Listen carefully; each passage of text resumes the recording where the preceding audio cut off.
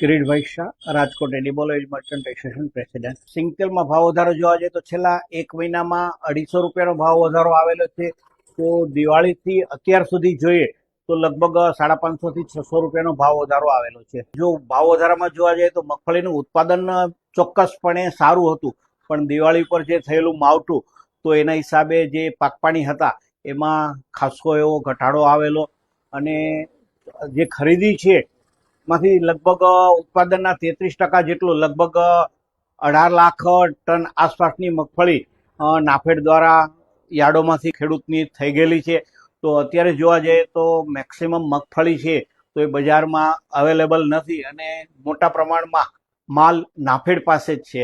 યુદ્ધની અસર તો ચોક્કસપણે છે અને રહેશે જ.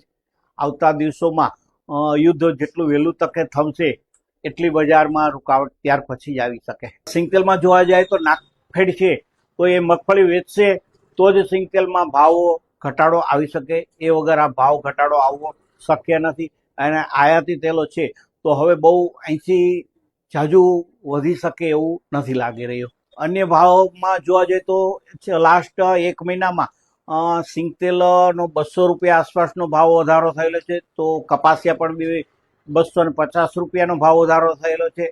પામોલીન જોવા જાય તો 200 રૂપિયા અને સનફ્લાવરમાં છે તો એક મહિનામાં 400 રૂપિયાનો વધારો થયેલો છે.